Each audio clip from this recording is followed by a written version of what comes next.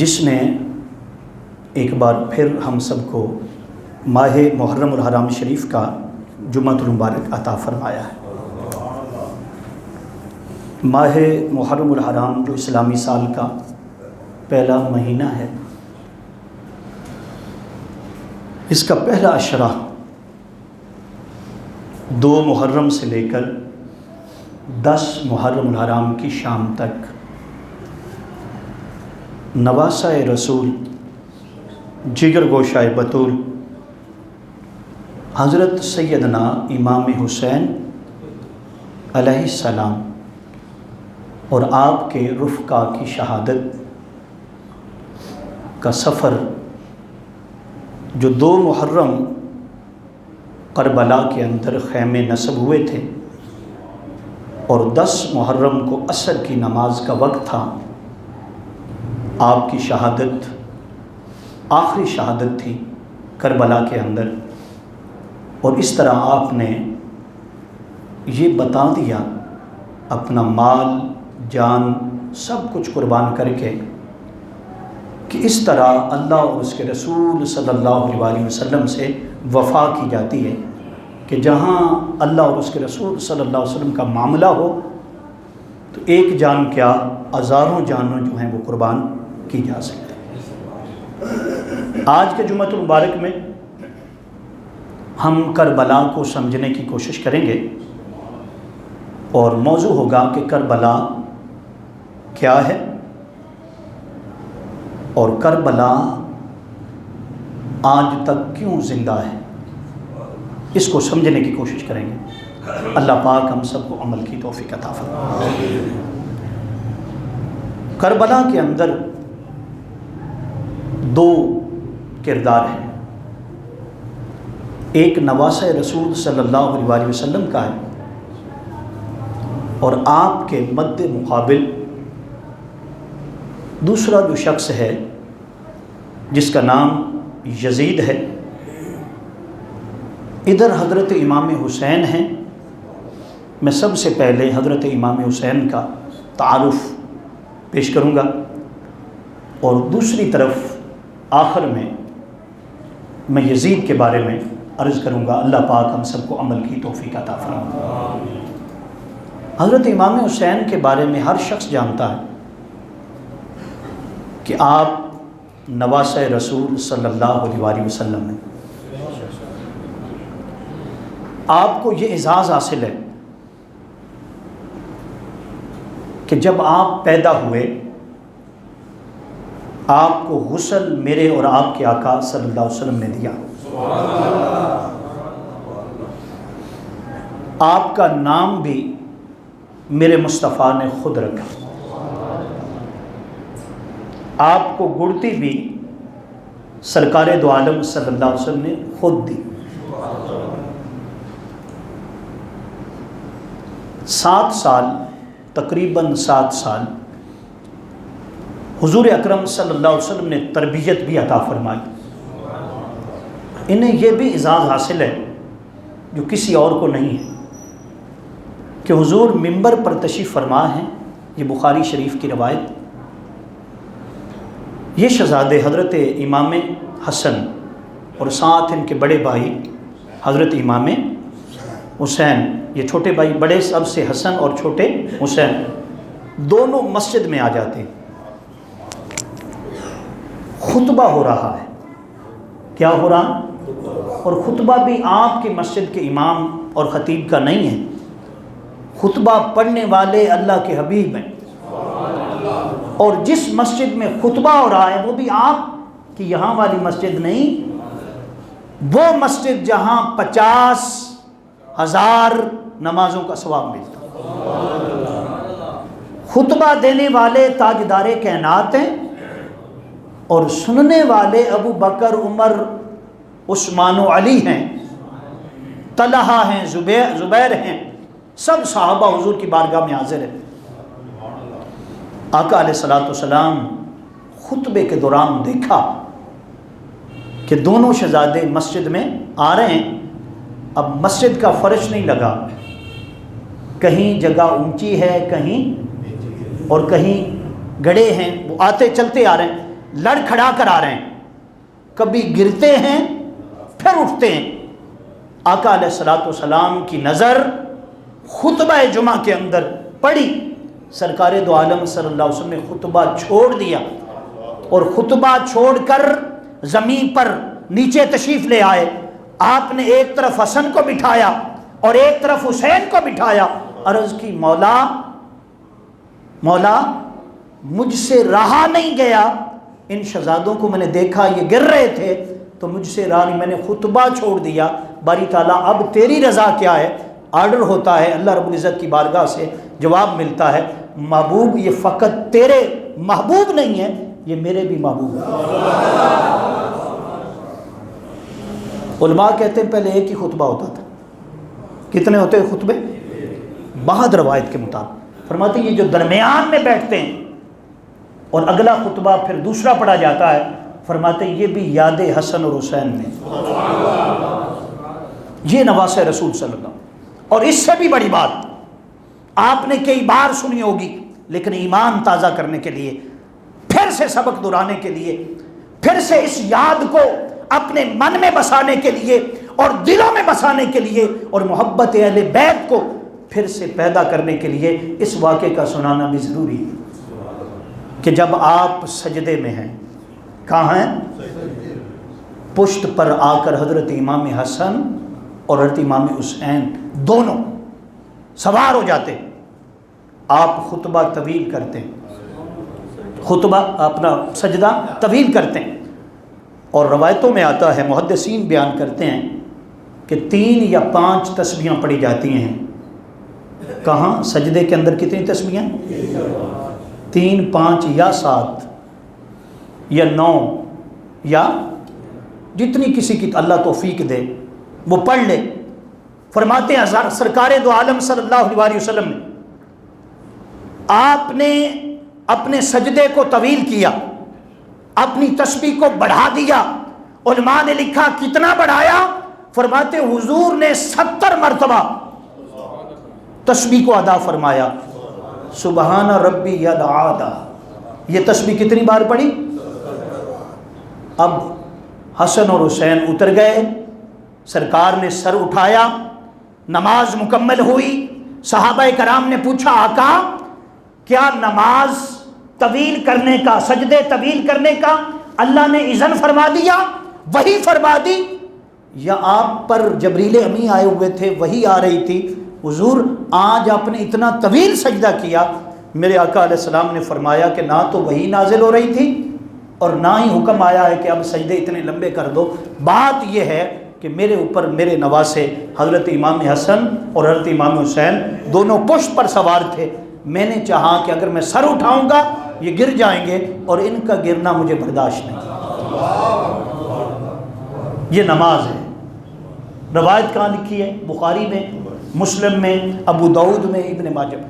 اور اس سے بھی اور ایک بڑی بات، ایک روایت میں کہ حضور نماز میں یہ آ جاتے ہیں، دونوں شہزادے آ جاتے ہیں، سر سجدے میں ہے، یہ دونوں سوار ہو جاتے ہیں، حضور دونوں کو پکڑ کر کھڑے ہو جاتے ہیں نماز کے اندر۔ یہ بھی روایت آپ نے کم سنی ہوگی، آپ انہیں پکڑ کر کھڑے ہو جاتے ہیں، نماز مکمل کرتے ہیں، پھر جب دوسرا سجدہ ہوتا ہے اسی طرح یہ ساری نماز میں آتے ہیں، پشت پر حضور پکڑتے ہیں یہاں تک کہ نماز مکمل ہوتی ہے، اور نماز میں کوئی خلل بھی نہیں آتا۔ بتایا جاتا ہے نماز میں خلل تب آتا اگر کوئی نماز میں غیر ہوتا۔ کیا ہوتا؟ یہ تو وہ ہیں جن کے لیے اللہ نے نماز کے اندر درود بھی رکھا ہے، سلام بھی رکھا ہے، درود بھی رکھا ہے، اور اتنے لاڈلے ہیں حبیب کے، اتنے لاڈلے کہ جب دونوں کشتی کرتے ہیں، دونوں کشتی کرتے ہیں تو سرکار حضرت امام حسن کو بتاتے ہیں، حسن بڑے، کہتے ہیں حسن بیٹا حسین کو ایسے پکڑو، حسین کو ایسے پکڑو، بار بار یہی کہتے جاتے ہیں۔ تو سیدہ کائنات فاطمہ الزہرا سلام اللہ تعالی علیہا آتی ہیں، عرض کرتی ہیں ابا حضور آپ بڑے کو بتا رہے ہیں، ہمیشہ اصول یہ ہے کہ جو چھوٹا ہو اس کو بتایا جاتا ہے، بڑا تو خود جانتا ہوتا ہے، تو حضور آپ بڑے کو بتا رہے ہیں چھوٹے کو نہیں بتا رہے۔ تو سرکار فرماتے ہیں کہ فاطمہ حسن کو میں بتا رہا ہوں اور حسین کو جبریل امی بتا رہا ہے۔ حسین کو کون بتا رہا ہے؟ اور پھر اتنے لاڈلے ہیں، میں صرف تعارف کروا رہا ہوں، یہ حدیثیں آپ نے کئی بار سنی ہوں گی، لیکن جب دوبارہ سنیں گے تو ایمان تازہ ہوگا کہ جب تختیاں لکھتے ہیں اور تختیاں لکھ کر حضرت سیدہ طیبہ طاہرہ عابدہ زاہدہ سلام اللہ تعالی علیہ کی بارگاہ میں آتے ہیں، کہتے ہیں امی حضور بتائیں ہم میں سے خط کس کا اچھا ہے، رائٹنگ کس کی اچھی ہے، املا کس کی اچھی ہے؟ تو حضرت سیدہ فاطمہ الزہرا سلام اللہ تعالی علیہ رضی اللہ تعالی عنہا فرماتی ہیں کہ بیٹو یہ فیصلہ میں نہیں کر سکتی، آپ اپنے بابا حضور امام الولایت حضرت مولا کائنات علی المرتضیٰ کے پاس جائیں، یہ فیصلہ وہ کریں گے۔ دونوں تختیاں لے کر جناب حضرت سیدنا مولا کائنات علی المرتضیٰ کی بارگاہ میں آتے ہیں اور کہتے ہیں ابا حضور امی حضور نے بھیجا ہے، آپ ذرا بتائیں ہم میں سے لکھائی خط کس کا اچھا ہے؟ تو حضرت مولا کائنات تختیوں پر نظر ڈالتے ہیں، نظر ڈال کر کہتے ہیں کہ بیٹو یہ فیصلہ میں نہیں کر سکتا، یہ فیصلہ جاؤ تمہارے نانا حضور کریں گے، تاجدار کائنات کریں گے، فخر موجودات کریں گے، رحمت للعالمین کریں گے۔ وہ تختیاں لے کر تاجدار کائنات کی بارگاہ میں آ جاتے ہیں، حاضر ہوتے ہیں، کہتے ہیں نانا حضور آج ہمارا فیصلہ کر دیں کہ ہم دونوں میں خط کس کا اچھا ہے۔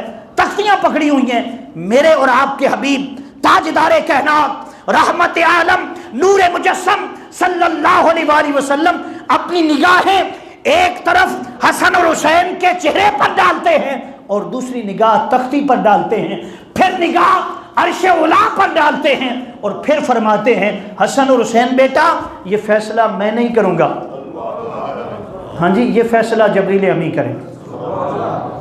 کون کریں گے؟ جبریل۔ اتنے میں بس کہنا تھا، حضور کے لب ہلے، وما ينطق عن الهوى ان هو الا وحی یوحی، وہ لب ہلتے ہی تب ہیں جب اللہ کی رضا اس میں شامل ہوتی ہے، اور آپ بولتے ہی تب ہیں جب اللہ چاہتا ہے۔ تو حضور اکرم صلی اللہ علیہ وسلم کی بارگاہ میں جبریل آتے ہیں، سرکار فرماتے جبریل یہ ذرا حسن اور حسین کا فیصلہ کر دو، بتا دو کہ خط کس کا اچھا ہے۔ فرماتے کہ یوں تختیاں پکڑی ہیں، جبریل امی ایک نظر مصطفیٰ کے چہرے پر ڈالتے ہیں، ایک نظر اس خط پر ڈالتے ہیں، ان تختیوں پر ڈالتے ہیں، اور ایک نظر حسن اور حسین کے چہرے پر ڈالی جاتی ہے۔ حضرات محترم جبریل امی عرض کرتے ہیں آقا یہ فیصلہ میرے بس کی بھی بات نہیں، یہ فیصلہ خود رب العالمین کرے گا، یہ فیصلہ خود رب العالمین کرے گا۔ اتنے میں وحی آتی ہے کہ جبریل امی جنت میں چلا جا، اور جنت میں جا کر موتی لے آ، جنتی موتی، کل کتنے موتی ہیں؟ 7 موتی لے آ، 7 موتی لے آ، ان کو ہوا میں معلق کر دے، اچھال دے، دونوں تختیاں رکھ دی جائیں، جس تختی پر زیادہ موتی گر جائیں، لولو اور مرجان زیادہ موتی گر جائیں، وہ خط زیادہ اچھا ہے۔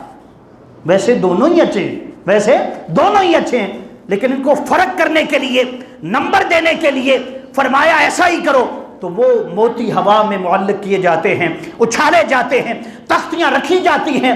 ایک موتی جب اچھالا جاتا ہے وہ حسن کی تختی پر گرتا ہے، دوسرا حسین کی تختی پر گرتا ہے، پھر حسن کی تختی پر گرتا ہے، پھر حسین کی تختی پر گرتا ہے، پھر حسن کی تختی پر گرتا ہے، پھر حسین کی تختی پر گرتا ہے۔ لوگوں جب 3 موتی گر گئے، جو آخری موتی تھا 7واں موتی، جب اس کو ہوا میں اچھالا گیا وہ 2 ٹکڑے ہو گیا، اور 2 ٹکڑے ہو کر ایک حسن کی تختی پر گرا، ایک حسین کی تختی پر گرا۔ بتایا گیا یہ دونوں ہی نمبر 1 ہیں۔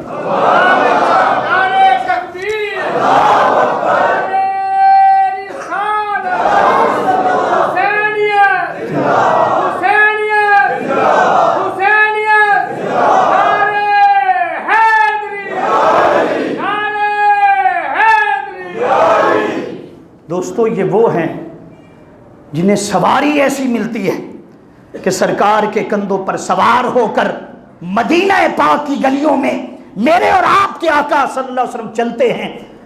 امام بخاری نے لکھا اور حضور داتا صاحب نے اپنی کتاب میں لکھا، فرماتے حسن اور حسین دونوں حضور کے کندھوں پر سوار ہیں. حضرت عمر کا گزر ہوا، دیکھا، کہا خوش نصیب ہو تم کہ تمہیں سواری کتنی اچھی ملی ہے. میرے سرکار فرماتے ہیں عمر سواری کو دیکھتا ہے، ذرا سوار کو بھی دیکھ، سواروں کو بھی دیکھ. فرماتے ہیں یہ اعزاز کسی اور کو نہ ملا، یہ صرف ان شہزادوں کے حصے میں تھا. فرماتے اس لیے اگر وہ رو پڑیں تو حضور رو پڑتے آقا. اور ایک بار یہ بھی بخاری شریف کی روایت، حضور اکرم صلی اللہ علیہ وسلم کا گزر سیدہ کائنات فاطمہ الزہرا سلام اللہ تعالی علیہ کے گھر کے باہر سے ہوا. حضرت امام حسن رو رہے تھے اور حضرت امام حسین رو رہے تھے. کوئی بات ہو گئی ہوگی تو سرکار نے فرمایا فاطمہ انہیں رونے نہ دیا کر، جب یہ روتے ہیں تو میرا دل غمگین ہوتا ہے، اور جب میرا دل غمگین ہوتا ہے تو فرمایا پھر اللہ بھی غضبناک ہوتا ہے. فرمایا ان کی رضا میں میری رضا ہے، انہیں خوش رکھا کر، یہ خوش ہو جائیں تو میں خوش ہوتا ہوں، اور جب میں خوش ہوتا ہوں تو اس کی رحمت برستی ہے، اس کی رحمت. یہ حضرت امام حسن اور حسین جن کا رونا حضور کو گوارا. اور پھر وہ روایت جس کو علامہ نزہۃ المجالس کے اندر علامہ صفوری نے لکھا، فرماتے کہ ایک شخص جو ہرنی لے کر حضور کی بارگاہ میں حاضر ہوتا ہے اور آقا علیہ السلام کی بارگاہ میں حاضر ہو کر کہتا حضور یہ تحفہ لایا ہوں، اس کو قبول کر. فرماتے اس وقت امام حسن مجتبی حضور کی بارگاہ میں حاضر تھے اور حضرت امام حسین کہاں تھے؟ گھر میں تھے. آقا علیہ السلام نے وہ ہرن کا تحفہ جو تھا، چھوٹا سا بچہ تھا ہرن کا، وہ حضرت امام حسن کو دیا. فرمایا جاؤ بیٹے لے جاؤ. تو جب انہوں نے دیکھا حضرت امام حسین نے کیا حسن بھائی کیا لا رہے ہیں، ہرن کا بچہ پکڑا ہوا آ رہے ہیں، وہ دوڑ کر آئے، کہا کہ حسن بھائی مجھے بھی دو، ساتھ کھیلنے دو. انہوں نے کہا کہ بھائی جان کھیلنے کے لیے بات یہ ہے کہ میں کھلا سکتا ہوں، لیکن بات یہ ہے کہ اگر آپ نانا کے پاس چلے جائیں تو یہ ہرن ایک نہیں رہے گا، یہ دو ہو جائیں گے. وہ دوڑ کر گئے اور کہا کہ نانا حضور آپ نے حسن بھائی کو ہرن دیا ہے، مجھے بھی دیں. سرکار فرماتے ہیں کہ بیٹا ایک ہی آیا تھا کوئی شکاری تحفہ لے کر، وہ میں نے دے دیا. وہ کہتے ہیں نہیں ابا نانا حضور مجھے بھی دیں. قریب تھا، علامہ صفوری لکھتے ہیں کہ آپ رو پڑتے، ابھی حضور نے کچھ نہیں کہا، آقا بیٹھے ہیں، قریب تھا کہ حسین رو پڑتے. فرمایا اللہ کو گوارا نہ تھا، ابھی حضور کچھ نہ بولے تھے، اتنے میں ایک شخص آ گیا، ایک شخص. اور ایک روایت میں ہے اس سے بھی بڑی روایت کہ ہرنی خود آ گئی، ہرنی خود آ گئی. اس نے کہا حضور پہلے والا بچہ بھی میرا تھا، وہ شکاری لے کر آیا تھا، حضور مجھے آرڈر یہ ہوا ہے، ایسے تو نہیں آ سکتی کہ اپنا دوسرا بچہ بھی مصطفیٰ کی بارگاہ میں لے جائے. حضور حسین کو نہ رونے دیں، حسین کو نہ رونے دیں. پھر دوستو یہ تو آپ کے وہ فضائل تھے جو حضور اکرم صلی اللہ علیہ وسلم نے عظمت دی. پھر آپ کے کچھ یوں فضائل بھی ہیں کہ آپ قاری بہت بڑے تھے، ہر رات قرآن پاک ختم کرتے تھے، 25 حج آپ نے پیدل کیے تھے، سب سے بڑے عالم تھے، بہت بڑے مفتی بھی تھے. فرمایا بڑے بڑے مسئلے جب الجھ جاتے تو وہ لوگ حضرت امام حسن اور حسین کے پاس آتے. کیوں؟ انہیں علم خود سرکار نے عطا فرمایا تھا. 7 سال تک حضور کی بارگاہ سے علم دیتے رہے، اور تقریباً 30 سے 35 سال کا عرصہ جو تھا آنا مدینۃ العلم علی بابوہا، حضرت علی سے پڑھا تھا، حضرت علی سے پڑھا تھا. فرماتے اتنے بڑے قاری اور اتنے بڑے عالم اور قرآن کے ہر معنی کو جاننے والے کا نام حضرت امام حسن اور امام حسین ہے. یہ آپ کا تعارف ہے. اور پھر سخی اتنے بڑے ہیں، سخی ہر روز غریبوں کے، یتیموں کے، مسکینوں کے گھروں کو تلاش کرتے. حضرت امام زین العابدین کہتے ہیں کہ میرے بابا حضور حضرت امام حسین کا کام یہ تھا کہ اپنے پورے محلے کے اندر اس بات کی جانچ رکھتے تھے کہ کون غریب ہے، کون بیوہ ہے، کون یتیم ہے، کس کے گھر میں کھانا نہیں. فرمایا خود پکاتے اور پکا کر کھانا غریبوں کو جا کر دیتے، کھانا غریبوں کو جا کر۔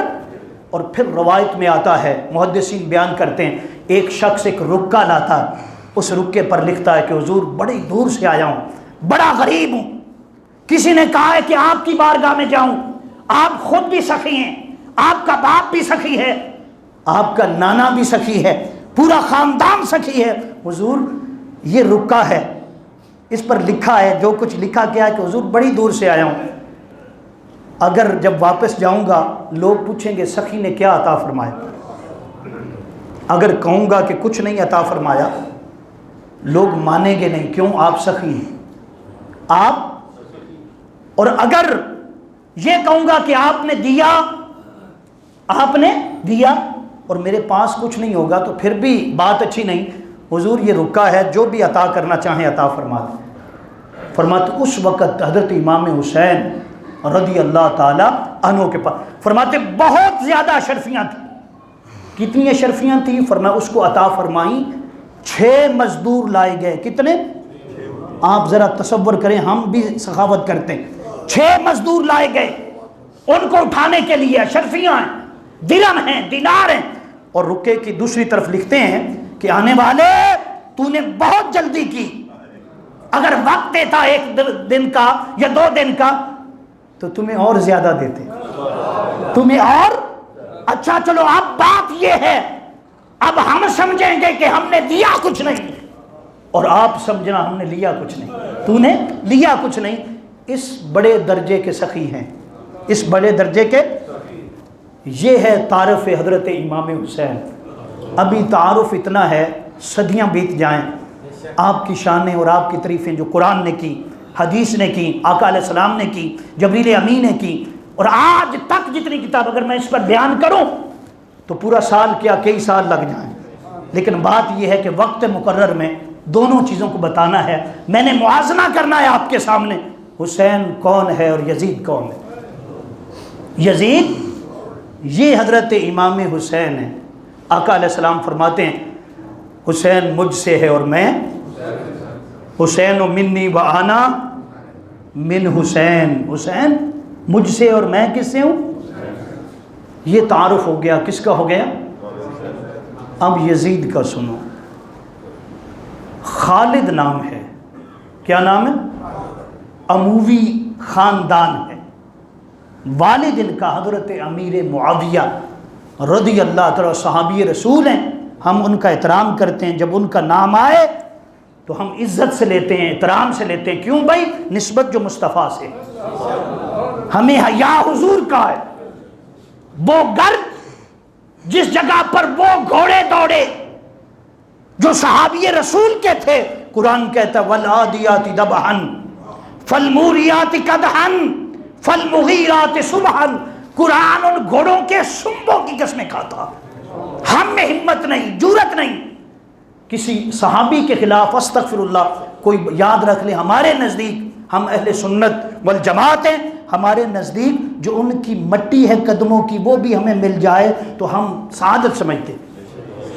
اور یاد رکھ لیں جس کا قصور نہ ہو، جس کا قصور، اس کو ایسے نہیں لان تان کرتے یا ایسی تنقید نہیں کرتے، ہم اہل سنت ہیں۔ کیا ہے؟ یہ حضرت امیر معاویہ رضی اللہ تعالیٰ کا کیا ہے؟ اور آپ کو پتا ہوگا، یہ روایت آپ نے سنی ہوگی، کئی سالوں تک حضرت امیر معاویہ نے شادی نہیں کی، کئی سالوں تک۔ مسئلہ کیا تھا؟ آپ اور میں تو کربلا آج سن رہے ہیں، لوگ کہتے ہیں کربلا 60 سال بعد حضور کے وصال، کریم آقا صلی اللہ علیہ وسلم کے وصال کے بعد تقریباً 60 ہجری میں ہوا۔ کب ہوا؟ اور بعد میں کربلا بیان کیا جاتا۔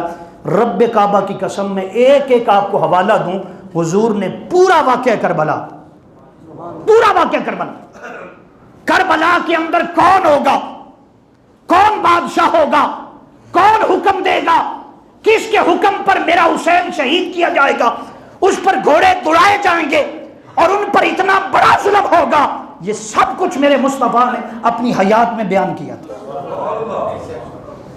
اشارہ کر دیا تھا کس خاندان میں سے ہوگا۔ قبیلہ کیا ہوگا، اس کے والد کا نام کیا ہوگا، یہ سارا کس نے بیان کیا؟ آپ سن رہے ہیں، اس کو نوٹ کر لیں، کسی کو مغالطہ نہ ہو جائے۔ اگر حوالہ نہ ہو، معتبر حوالہ نہ ہو، اس کا ذمہ دار میں ہوں۔ آقا علیہ السلام نے نام تک بتایا۔ کیا بتایا؟ چلو میں پڑھ دیتا ہوں ایک روایت۔ حضور اکرم صلی اللہ علیہ وسلم نے فرمایا، کریم آقا صلی اللہ علیہ وسلم نے فرمایا، آپ نے فرمایا کہ میری امت خیر پر رہے گی۔ کہاں پر رہے گی جی؟ خیر پر رہے گی، اور خیر کے سال گزرتے چلیں گے۔ فرمایا خلافت میرے بعد 30 سال تک چلے گی۔ کتنا جی؟ 30 سال۔ حضور جانتے تھے پہلا خلیفہ ابو بکر ہوگا رضی اللہ عنہ۔ حضور نے کئی بار اظہار کیا، اسی لیے مصلی پر کھڑا کیا۔ آقا جانتے تھے دوسرا خلیفہ عمر ابن خطاب رضی اللہ تعالیٰ عنہ۔ حضور کو علم تھا تیسرے خلیفے کون ہوں گے؟ حضرت عثمان غنی رضی اللہ تعالیٰ عنہ۔ اور آقا کو علم تھا کہ چوتھا نمبر مولا کائنات علی المرتضیٰ کا ہوگا۔ میرے حضور کو علم تھا کہ علی المرتضیٰ کے بعد حضرت امام حسن خلیفہ ہوں گے۔ میرے آقا علیہ السلام کو علم تھا کہ حضرت حسن کے بعد امیر معاویہ ہوں گے۔ حضور نے مختلف مقام پر، آپ بخاری شریف اٹھا لیں، باب الفتن اٹھا لیں، باب کیا باب بتا رہا ہوں؟ باب الفتن اٹھا لیں، ایک ایک روایت پڑھتے جائیں۔ جس کو شوق ہے، آج انٹرنیٹ کا دور ہے، ریسرچ کر لے، ایسی ایسی ویب سائٹ ہے، ایسے ایسے ایپ بنے ہیں، پوری بخاری موجود ہے، پوری بخاری موجود ہے۔ وہ ذرا باب الفتن کو پڑھتا جائے، اور باب الفتن کو پڑھ کر آپ کو مغالطہ ہی نہیں ہوگا، سارا کچھ سامنے آ جائے گا کہ کربلا کیا ہے، اور کربلا کیسے ہوا، اور کربلا کیوں ہوا، یہ ساری سمجھ آ جائے گی۔ تو میں نے کہا کہ آقا علیہ الصلوۃ والسلام نے خود اس کو بیان کیا، اور حضور جانتے تھے، آقا جانتے تھے۔ اس لیے سوانح کربلا میں، تاریخ خلفاء میں، البدایہ والنہایہ میں، البدایہ والنہایہ میں، اور تفسیر کی کتابوں میں اس حدیث کو بھی لایا گیا۔ وہ کیا ہے کہ آقا علیہ الصلوۃ والسلام نے فرمایا میری امت ہمیشہ کیا رہے گی جی؟ خیر پر اور انصاف کا دورہ رہے گا۔ آقا علیہ السلام نے فرمایا یہاں تک کہ ایک وقت میری امت پر ایسا آئے گا کہ میری امت کی کشتی کو پہلا سوراخ کیا جائے گا۔ میری امت کی کشتی کو پہلا سوراخ کیا جائے گا۔ صحابہ کرام نے عرض کی یا رسول اللہ صلی اللہ علیہ وسلم، وہ پہلا سوراخ کون کرے گا؟ آقا علیہ السلام نے جواب دیا، فرمایا وہ شخص بنی امیہ میں سے ہوگا۔ بنی کون؟ یعنی 2 قبیلے تھے، ویسے تو کئی قبیلے تھے، لیکن آمنے سامنے جب نبوت کا اعلان ہوا، اعلان نبوت سے لے کر کربلا تک 2 قبیلے آمنے سامنے تھے۔ ایک قبیلہ ہاشمی قریشی تھا، اور دوسرا قبیلہ بنو امیہ تھا۔ آقا علیہ السلام نے فرمایا کہ وہ شخص بنو امیہ میں سے ہوگا۔ فرماتے سمیت نبی رسول اللہ صلی اللہ علیہ وسلم یقول اولا یبدل، سرکار نے فرمایا وہ سنتی یبدل سنتی، وہ شخص میری سنت کو بدل دے گا، وہ شخص میری سنت کو، میرے دین کو بدلنا چاہے گا، میرے دین پر لوگوں کو ہٹانا چاہے گا، اسلام کو ختم کرنا چاہے گا۔ وہ شخص کون ہوگا؟ کس خاندان سے ہوگا؟ آگے فرماتے ہیں یقول اولا یبدل سنتی رجل من بنی امیہ، پھر فرماتے یقال لہ، اس کا نام بھی بتا دوں، یقال لہ، کہا وہ کون ہوگا؟ لہو وہ کون ہوگا؟ فرمایا یزید۔ کیا ہوگا؟ یزید بن معاویہ، الفاظ کے ساتھ۔ فرماتے ہیں یہ باتیں ساری کون جانتے تھے؟ اور حضور بیان کرتے رہتے تھے۔ کہتے فیصلہ یہ تھا امیر معاویہ کہ میں شادی نہیں کروں گا، میں شادی، آخری عمر کے حصہ تھا جب حکمان نے کہا کہ نہیں تیری شادی ضروری ہے، تیری شادی ضروری ہے، اگر نہ ہوئی تو اس مرض میں مبتلا ہو جاؤ گے، اس مرض میں مبتلا ہو جاؤ گے۔ پھر کیا تھا؟ انہوں نے شادی کی۔ ایک لونڈی کے ساتھ اس سے یزید پیدا ہوا. اس سے کون پیدا ہوا؟ فرماتے ہیں جب پیدا ہوا میں نے تعارف ادھر امام حسین کا کروایا، جنہوں نے سنا ہے آگے اب تعارف اس کا کروا رہا ہوں تاکہ پتہ چلے. لوگ تو ابھی مغالطے میں، ابھی سمجھ ہی نہیں سکے کربلا کیا ہے. ابھی بیسیں ہوتی، ابھی بڑے بڑے امامے پا کر، بڑے بڑے جبے پا کر لوگ آتے ہیں ٹی ویوں پر اور مختلف ویڈیو ریکارڈ، وہ کہتے ہیں جی یزید کا تو کوئی قصور نہیں تھا، پھر تیرے بابے کا قصور تھا. ایسے ایسے لوگ ہیں جنہیں علم پر غرور اور ناز اور گھمنڈ کرتے ہیں، انہیں شاید یعنی وہ کہتے ہیں جی کربلا کا بعد میں تاریخی واقعہ ہے. کیا ہے؟ لا نہیں، کربلا کا واقعہ بخاری میں بھی لکھا ہے. لوگ کہتے ہیں جی تاریخ کے بعد میں پتہ نہیں کیا ہو گیا. وہ بدبختو تم نے نہیں پڑھا کہ امام بخاری نے لکھا کہ حضرت امام حسین کا سر مبارک ابن زیاد کے دربار میں پیش کیا گیا. کہاں لکھا ہوا ہے؟ بولو بھائی کہاں لکھا ہے؟ اس نے چھڑی لی، چہرہ حسین تھا، زلفیں حسین تھی، اور روایتوں میں آتا ہے کہ رات کے وقت میرے اور آپ کے امام حضرت امام حسین رات کے وقت اندھیری رات میں جب باہر تشریف لاتے یوں لگتا چاند نکل آیا، یوں لگتا چاند. تو فرماتے ہیں کہ جب شہید ہو گئے تھے، گھوڑے دوڑا دیے گئے تھے، لباس جو تھا وہ اتار دیا گیا تھا، آپ کا سر مبارک نیزے پر چڑھا دیا گیا تھا، فرمایا چہرہ ایسے تھا جیسے 14ویں کا چاند نکلا. کیسا تھا جی 14ویں کا؟ اب تشت میں رکھ کر، تھال میں رکھ کر، بخاری کہتے ہیں امام بخاری. کہاں گیا جی؟ ابن زیاد کے پاس پہلے، پھر یزید کے دربار میں بھی گیا. لوگ ابھی مغالطے میں سمجھنا چاہتے ہیں تمہیں اپنے نبی کی زبان پر اعتماد نہیں؟ جب آقا نے فرما دیا، اور حضور نے تو مٹی بھی عطا فرما دی. حضور نے تو اس وقت سب سے پہلی حدیث کہ جب حضرت ام فضل حضور کی بارگاہ میں آئی تھی، کہا حضور میں نے خواب دیکھا ہے. کیا دیکھا؟ حضور بڑا شدید خواب ہے، ڈرانا خواب ہے. میرے آقا علیہ الصلوۃ والسلام نے فرمایا تھا تو نے کیا دیکھا ہے؟ اس نے کہا رائی حضور میں نے ایک ایسا خواب دیکھا اتنا شدید ہے، اتنا خوفناک ہے کہ میں آپ کے سامنے بیان نہیں کر سکتی. حضور نے فرمایا کہ بیان کرو اس کو. انہوں نے عرض کی یا رسول اللہ میں نے خواب دیکھا ہے. کیا خواب ہے؟ کہ حضور آپ کے جسم مبارک کا ایک ٹکڑا کٹ کر میری گود میں گرا. کہاں گرا ہے؟ میری گود میں گرا ہے. تو حضور اکرم صلی اللہ علیہ وسلم نے ارشاد فرمایا، آقا علیہ السلام نے فرمایا کہ یہ خواب بہت اچھا ہے. یہ خواب کیا ہے؟ بہت اچھا. فرمایا ان قریب میری بیٹی فاطمہ کے گھر میں بیٹا پیدا ہوگا جو میرے جگر کا ٹکڑا ہے، وہ تیری گود میں آئے گا. حضرت ام فضل کہتی کہ میں انتظار کر رہی تھی. کیا انتظار کر رہی تھی؟ اسی انتظار میں وہ دن آ گیا کہ حضرت امام حسین رضی اللہ تعالیٰ پیدا ہو گئے. فرمایا جب پیدا ہوئے تو حضور میں بتا چکا ہوں کہ آقا نے غسل بھی دیا، گڑتی بھی دی، نام بھی دیا، اور ساتھ پھر ام فضل کو بلایا، اور ام فضل کو بلا کر فرمایا رہی تو خیرن تالد النساء، وہ جو خواب دیکھا تھا آج وہ خواب پورا ہو گیا کہ میری بیٹی کو اللہ پاک نے کیا دیا ہے؟ بیٹا دیا ہے، میرے جگر کا ٹکڑا ہے، یہ سنبھال لے. فرماتے جب مجھے دینے لگے تو سرکار نے بوسہ لیا. کیا کیا جی؟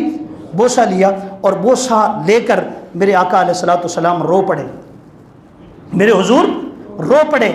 فرمایا جب روئے تو میں نے پوچھا یا رسول اللہ کیوں روئے آپ؟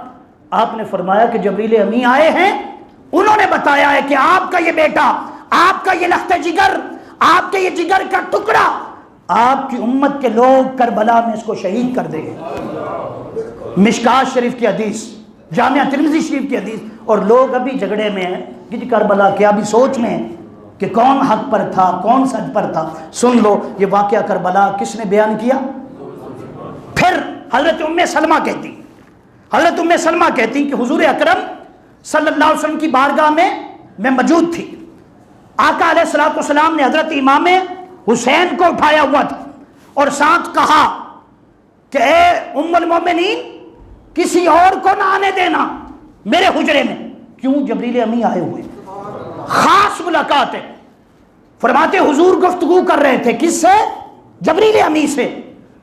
فرماتے ہیں کہ حضرت امام حسین آ گئے کہا کیا تھا کہ آنے، یہ چھوٹے تھے، دوڑ کر اندر داخل ہو گئے. جب اندر داخل ہوئے تو حضور کی گود میں آ گئے. آقا پیار کرنے لگے، آقا پیار کرنے لگے. اب وہ حدیث جو میں نے سنائی وہ بالکل بچپن کی تھی جب پیدا ہوئے، اور یہ حدیث تقریباً 5 مرتبہ جبریل امین نے بتایا آ کر. یہ حدیث لگتا ہے اس وقت کی ہے جب آپ چلنے پھرنے کے قابل تھے. تو فرماتے جب آئے تو حضور نے پیار کیا، آقا نے. تو حضور کی بارگاہ میں حضرت سیدنا جبریل امین، حضور اس بچے سے آپ کو بہت پیار ہے؟ جی مجھے بہت پیار ہے. فرمایا میں آپ کو یہ بتانے ساتھ آیا ہوں، اس بچے کو کربلا کے اندر شہید کیا جائے. حضور میں مٹی بھی لے کر آیا، یہ وہ مٹی ہے. فرماتے حضور نے اس مٹی کو لیا، فرمایا کہ جب یہ مٹی خون میں بدل جائے، قتل الحسین آنفا، سمجھ لینا کہ آپ کا حسین شہید ہو گیا. حضرت ام سلمہ کہتی حضور نے مجھے پھر طلب فرمایا، فرمایا یہ مٹی سنبھال کر رکھ لو، جب یہ خون میں چینج ہو جائے، بدل جائے، سمجھنا حسین شہید ہو گیا. اس پر تیسری روایت، وقت زیادہ ہو گیا بس آخری بات کر کے پھر اگلے جمعہ المبارک پر لے جائیں گے. تیسری روایت کہ جب آپ جا رہے تھے مدینہ پاک کو چھوڑ کر، مدینہ پاک کو کہاں حاضری دی؟ حضور کریم آقا کے در اقدس پر. آپ نے جو وہاں پر عرض کی کہ نانا حضور یزید تخت نشین ہو گیا، وہ شراب الخمر یعنی شراب پینے والا، وہ شخص شرابی ہے، زانی ہے، دین کی حدوں کو توڑنے والا ہے. الفاظ درجے، نانا حضور اگر میں اس کی بیعت کرتا ہوں، کیا کرتا ہوں؟ تو میں کافر ہو جاتا ہوں، میں مسلمان نہیں رہتا، اور اگر نہ کروں تو میرا سر کٹ جائے گا. جانتا ہوں میرے بچوں کو یتیم کر دیا جائے گا، میرے لاشوں پر گھوڑے دوڑائے جائیں گے، میرے ساتھ ظلم کیا جائے گا. وہ جو حضور پہلے بھی بتا چکے تھے، یہ حضور کی قبر انور پر عرض کر رہے ہیں. فرماتے اونگ آ گئی، کیا آیا؟ سرکار کا دیدار ہوا، سرکار کا. آقا نے فرمایا حسین تو آیا ہی اس لیے ہے، تجھے زبان چسائی گئی، کندھوں پر سوار کیا گیا، تیرے لیے سجدے کو طویل کیا گیا ہے. حسین وہ دن آنے والا ہے، تم فاطمہ کے دودھ کی لاج رکھنا، فاطمہ کے دودھ کی لاج رکھنا. تمہیں پیدا ہی اس لیے کیا گیا تھا کہ تو نے اسلام کو زندہ کرنا ہے. فرماتے ہیں اور پھر بتایا کہ وہ دن قریب ہے، تم ہمارے ساتھ ملنے والا. اس کے بعد پھر حضرت امام حسین حضرت سیدہ طیبہ طاہرہ عابدہ زاہدہ سلام اللہ تعالی علیہا کی قبر انور پر گئے. وہاں پر بھی عرض کیا، کہا کہ مدینہ چھوڑا نہیں جاتا، مدینہ، لیکن بے دین کے ہاتھ میں ہاتھ دیا بھی نہیں جا سکتا. فرمایا میں ہاتھ کٹوا سکتا ہوں لیکن بے دین کے ہاتھ میں نہیں دے سکتا. فرمایا میں بچے اپنے یتیم کروا سکتا ہوں لیکن نانے کے دین کو مسافر نہیں دیکھ سکتا. میں مدینہ طیبہ چھوڑ سکتا ہوں لیکن اسلام کو اس طرح بے حرمتی نہیں دیکھ سکتا. میرا تن بھی حاضر، من بھی حاضر، سب کچھ دین اسلام کے لیے. اور دوستو پھر بھی وقت آیا، آپ مدینہ سے مکہ پہنچے، مدینہ سے مکہ کو چھوڑا. کب؟ 8 ذوالحج کو. 8 حج کب پڑھتے ہو؟ 9 کو پڑھتے ہو نا. امام نے حج بھی نہیں کیا، حج چھوڑ دیا کیونکہ بڑا فریضہ جو تھا وہ انجام دینے والے تھے. حاجی وہاں پر جمع تھے، کل خطبہ ہونے والا تھا. آپ کو منت سماجت کی جا رہی تھی، آپ رک جائیں، آپ رک جائیں. آپ نے فرمایا کہ نانا کے دین کے لیے سر بھی حاضر، جان بھی حاضر، دل بھی حاضر، عزت بھی حاضر، وقار بھی حاضر، سب کچھ. کیوں کہ تخت پر وہ بیٹھا ہے جو ظالم بھی ہے، جابر بھی ہے، شرابی بھی ہے، زانی بھی ہے اور دین کی حدوں کو توڑنے والا بھی ہے. یہ نہیں ہو سکتا کہ کوئی ظالم، جابر، دین کی حدوں کو توڑنے والا تخت پر بیٹھا ہو اور حسین سر جھکا کر چلے. بات تو اتنی تھی نا، صرف معاہدہ ہی کرنا تھا نا، بیعت ہی کرنی تھی، حکومت بھی ملتی، آپ کو حصہ ملتا، ساتھ بٹھایا جاتا، علاقے کی گورنر جو تھا وہ بنایا جاتا. آپ نے فرمایا نہ، کروڑوں حکومتیں حضور کے دین پر قربان. یہ مسئلہ تھا، اتنا مسئلہ تھا. اس لیے باقی لوگ کہہ رہے تھے نہیں آپ نہ جائیں، آپ حضور کی نشانی ہیں، آپ کو دیکھ کر حضور یاد آتے ہیں، کیونکہ امام بخاری نے لکھا سر سے لے کر سینے تک اور سینے سے لے کر پاؤں تک حسن اور حسین دونوں شبیہ مصطفیٰ تھے، شبیہ مصطفیٰ۔ فرماتے حضور کے وصال کے بعد جب صحابہ کرام نے حضور کا دیدار کرنا ہوتا، آقا کو دیکھنا ہوتا، حضور کی یاد ستاتی، تو حضرت سیدہ کائنات فاطمہ الزہرا کے دروازے پر آ جاتے اور کہتے ذرا حسن اور حسین کو بلاؤ۔ حسن اور حسین کو بلایا جاتا، ان کا دیدار ہو جاتا، سمجھتے ایسے ہی ہے جیسے حضور کو دیکھ لیا۔ تو دوستو مختصر وقت میں نے پہلے حضرت امام حسین کا تعارف پیش کیا، ساتھ میں نے یزید کا بتایا، اس کا تعارف کیا ہے۔ ابھی انشاءاللہ تعالیٰ اگلے جمعۃ المبارک میں اگر اللہ نے توفیق دی، صحت ہوئی، تندرستی ہوئی، اللہ کو منظور ہوا تو اس سے آگے بیان کریں گے۔ اور اس کے علاوہ بھی کل ہفتہ بعد نماز عشاء مسجد اعظم میں محبت مشن انٹرنیشنل کی طرف سے جو محفل